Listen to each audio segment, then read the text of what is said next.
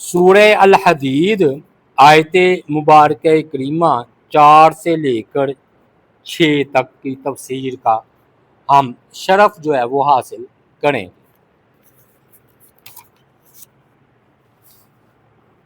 هو الاول والآخر والظاہر والباطن وهو بكل شيء علیم، وہی اول ہے اور آخر ہے، ظاہر ہے اور باطن ہے، اور وہ ہر چیز کو خوب جاننے والا ہے۔ میں نے بتایا تھا کہ اللہ تعالیٰ کی ذات پاک نے فرمایا کہ کائنات کی ہر چیز تسبیح کر رہی ہے۔ پھر بتایا کہ اللہ تعالیٰ نے کائنات کو پیدا نہیں کیا بلکہ اس کے نظام کو چلا بھی رہا ہے، اور متضاد صفات کا اللہ مالک ہے۔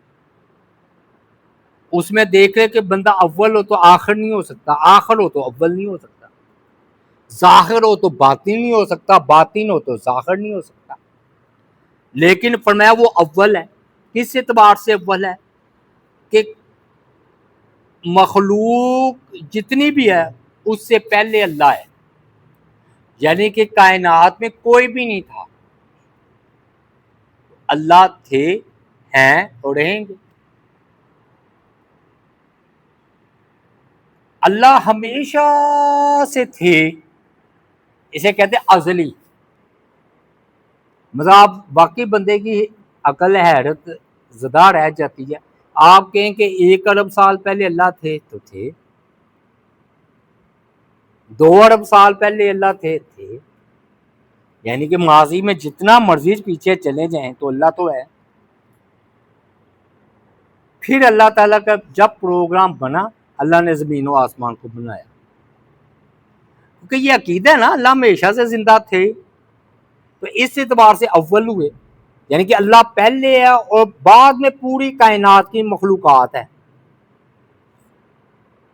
اس سے پہلے کوئی نہیں، اللہ پہلے ہے، اللہ سے پہلے کوئی نہیں، اللہ کے ساتھ بھی کوئی نہیں۔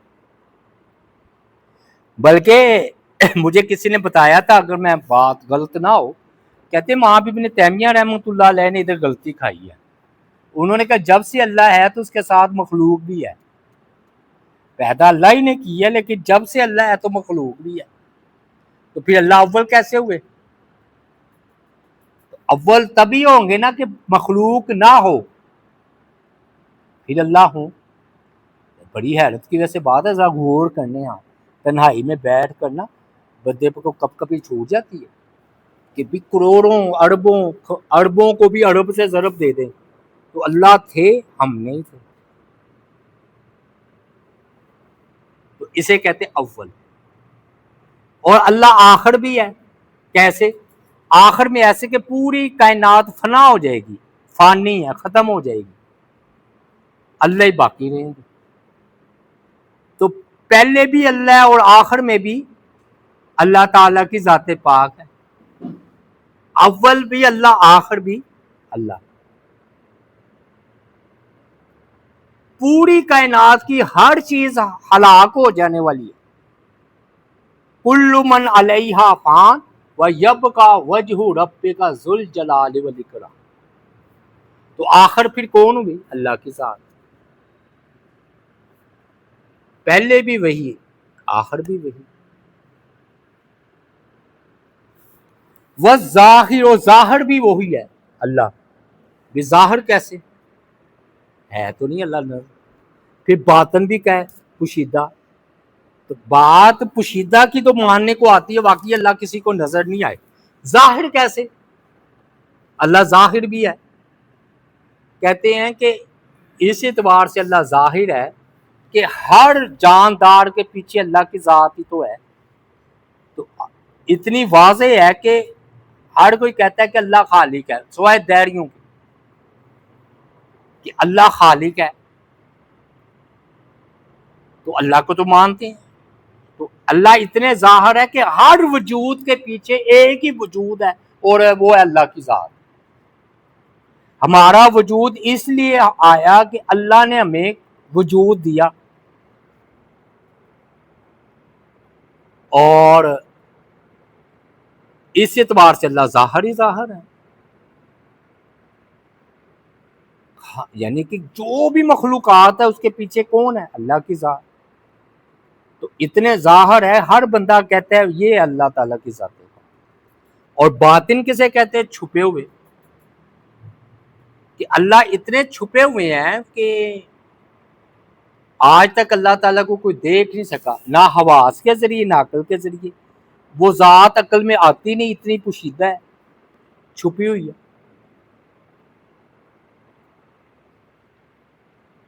اتنی یعنی کہ پوشیدہ ہے کہ نہ آنکھوں سے دیکھی جا سکتی، نہ کانوں سے سنی جا سکتی اس کی آواز، نہ ہم نے کسی کو چھو کر دیکھ سکتے، اللہ تعالیٰ کو محسوس کر سکتے، اتنے چھپے ہوئے. تو وہ آگے نا ظاہر بھی ہے اور باطن بھی ہے. وَهُوَ بِكُلِّ شَيْءٍ عَلِيمٌ، وہ ہر چیز کو خوب جاننے والا ہے، ہر چیز اس کے علم میں. ہم اپنے آپ کو اتنا نہیں جانتے جتنا اللہ میں جانتے. اور جو خیالات ہمیں آ رہے ہیں نا اللہ اس کو بھی جانتے ہیں، بلکہ جو آنے والے ہیں خیالات ہیں اس کو بھی جانتے ہیں. کل جو مجھے وسوسہ نہیں آنا کل، اس کو بھی اللہ جانتے. هو الذی خلق السماوات والارض فی ستۃ ایام، وہی تو ہے جس نے پیدا کیا آسمانوں اور زمین کو 6 دنوں میں. اب سوال ادھر دو ہیں، ایک یہ ہے کہ سورج تو تھا نہیں تو یہ کیسے ہو گیا 6 دن؟ زمین و آسمان کو جب پیدا کیا ہوگا تو وہ یہ سورج کا نظام تھوڑی ہوگا، یہ بعد میں بنا ہوگا نا 6 دن. تو اللہ تعالیٰ پہلے ہی سے کہہ رہے ہیں کہ میں نے زمین و آسمان کی پیدائش 6 دنوں میں کی. سورج تو تھا نہیں. سوال سمجھ میں آیا؟ سورج تھا نہیں تو پھر یہ کیسے ٹھیک ہو سکتی ہے بات اللہ تعالیٰ کی کہ 6 دنوں میں ہم نے زمین و آسمان کو بنایا؟ اس کا جواب یہ دیتے ہیں کہ اگر سورج ہوتا تو اتنا دن ہوتا. اگر سورج ہوتا تو یہ 6 دنوں کے مطابق اللہ تعالیٰ نے اتنی جو ہے نا وقت کے لحاظ سے زمین و آسمان کو پیدا کیا. پھر مسلم شریف میں آتا بھی ہے میں بدھ والے دن اس کو پیدا کیا، ہفتے والے دن اس کو پیدا کیا. دوسرا سوال، اچھا اس لیے بعض لوگ اس ستۃ ایام سے مراد وقت لیتے ہیں کہ وہ 6 ادوار ہیں، 6 وقت ہیں. وقت 6 وقت وہ چاہے کروڑوں سال ہو، لیکن ستۃ ایام 6 دنوں میں. تو وہ یہودی کہتے تھے نا کہ 7ویں دن اللہ نے آرام کیا. وہ کہتے ہیں ہفتے کے 7 دن ہوتے ہیں، 6 دن اللہ نے بھی کام کیا، 7ویں دن آرام کیا. ہمیں بھی آرام کرنا چاہیے 1 دن.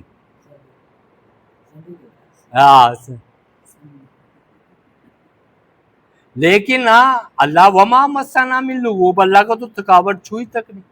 اللہ نے 6 دنوں میں زمین آسمان بنایا، اللہ کو تھکاوٹ نہیں ہوئی. دوسرا سوال کہ بھی پہلے بھی تو بنا سکتے تھے، سیکنڈ میں کہتے کائنات بن جاتی، کن فیکون. تو 6 دنوں میں کیوں بنایا؟ اس کا جواب یہ ہے کہ اللہ تعالیٰ نے یہ بتایا کہ جو کام تم کر بھی سکتے ہو نا تو نہایت تحمل، بردباری، سوچ سمجھ کے آہستہ آہستہ کرو. کر بھی سکتے ہو، سستی نہیں بلکہ تحمل، بردباری، آہستہ آہستہ، کیونکہ اس سے نا غلطی کے امکانات کم ہو جاتے ہیں. جب بندہ ٹھہر ٹھہر کر سوچ کر کوئی کام کرے تو اس میں غلطی کے امکانات کم ہو جاتے ہیں. اللہ نے یہ ہمیں سبق دیا کہ میں قادر ہو کر بات تدریج آہستہ آہستہ کام کرتا ہوں، تو تم بھی یہ کرو. ثم استوى علی العرش، پھر وہ بلند ہوا عرش پر، یعنی کہ عرش پر اللہ تعالیٰ مستوی ہوئے. بلند ہوئے. اب عقل پرست طبقہ ٹولہ یہ کہتا ہے جی اللہ چھوٹے عرش پر ہے. اللہ عرش پر ہے, عرش بڑا ہو اللہ چھوٹے ہو گئے. دیکھیں نا کرسی پر بندہ بیٹھے گا تو کرسی بندے کی چوڑائی سے زیادہ ہوگی تو بندہ اس پر بیٹھے گا نا. اگر کرسی سے چھوٹا ہوگا تو بندہ باہر گر جائے گا. تو توبہ نعوذ باللہ وہ کہتے ہیں عرش بڑا تو اللہ چھوٹے. تو ایک دن تم کہتے ہو اللہ اکبر اللہ سب سے بڑے ہیں. اس کا جواب یہ ہے جو احمد بن حنبل رحمۃ اللہ علیہ نے کہا تھا کہ اللہ عرش پر مستوی ہے, اس کی کیفیت مجہول ہے, ہم اس پر ایمان لاتے ہیں جیسے اللہ کی شان کے لائق. بات ہی ختم ہوگی کہ اللہ عرش پر ہے جیسے اس کی شان کے لائق ہے. ہم مثالوں میں پڑھتے ہی نہیں.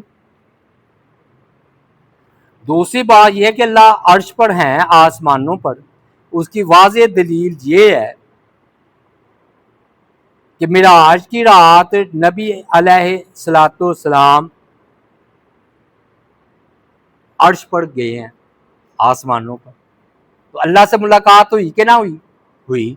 تو اللہ تعالیٰ آسمانوں پر تھے تو معراج کی رات نبی علیہ السلام گئے ہیں نا. کیونکہ بعض لوگ کہتے ہیں لا مکان, اللہ کا مکان ہی کوئی پتہ ہے آپ کو.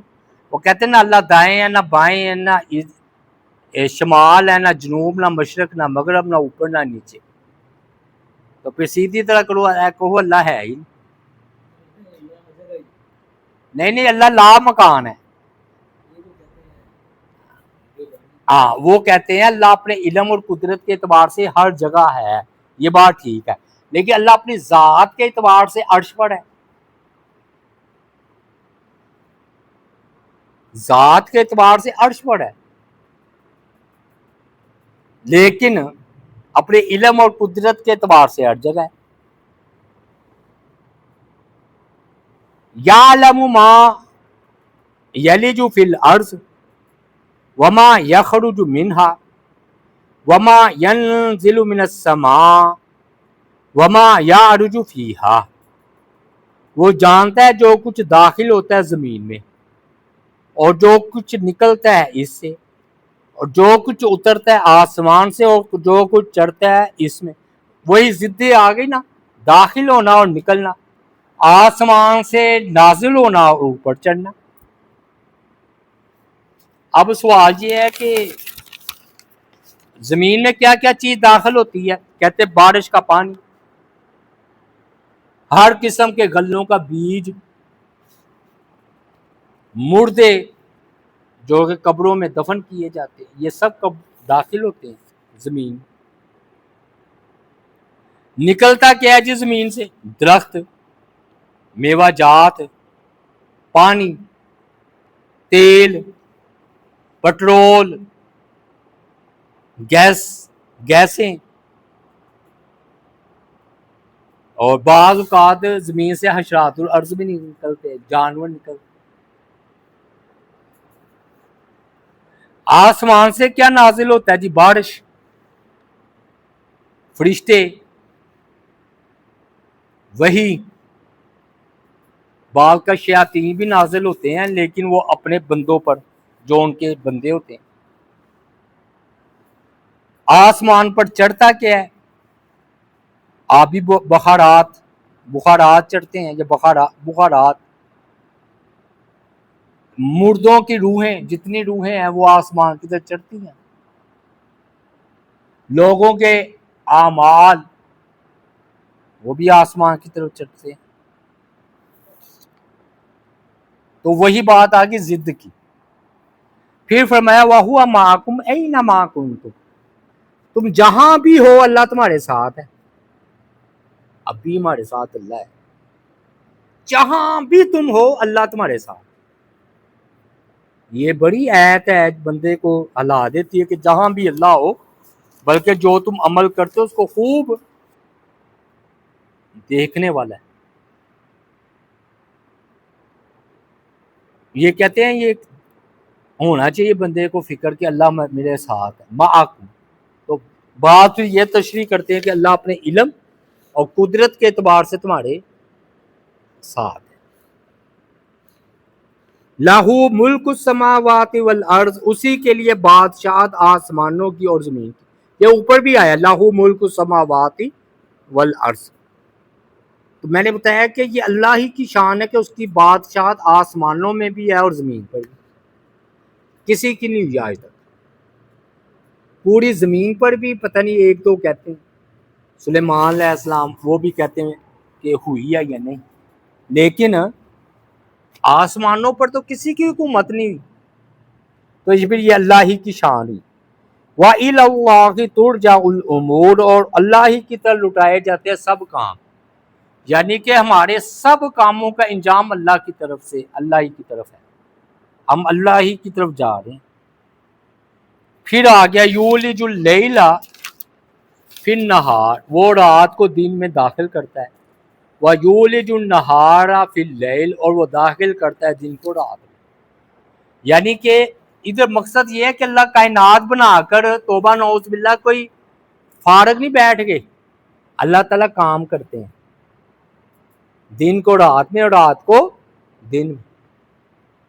وَهُوَ عَلِيمٌ بِذَاتِ الصُّدُورِ، وہ سینوں کے رازوں کو بھی جاننے والی ذات. نیتوں کو بھی اللہ تعالیٰ جانتے. بلکہ میں نے آپ کو بتایا کہ کام ہی ختم ہو گیا، خیال بعد میں آتا ہے، اللہ کو پہلے علم ہوتا ہے. اور اللہ کا علم ایسا ہے کہ آدم علیہ السلام سے لے کر آخری انسان تک جو کسی کے سینوں کے راز ہے نا، اللہ سب کو جانتا ہے. اور یہ اللہ کا علم حاضر ہی رہتا ہے، غیب گوب کوئی نہیں ہوتا.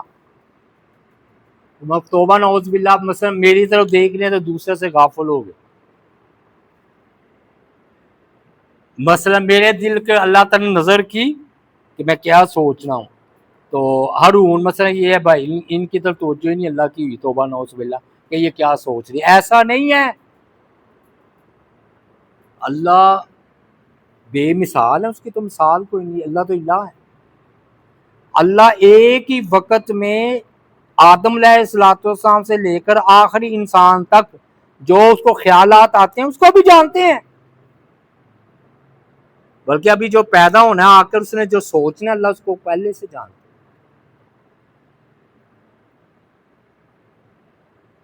میں تو یہی یہاں تک کہا کرتا ہوں خیال بعد میں آنا ہے، اللہ پہلے جانتے ہیں.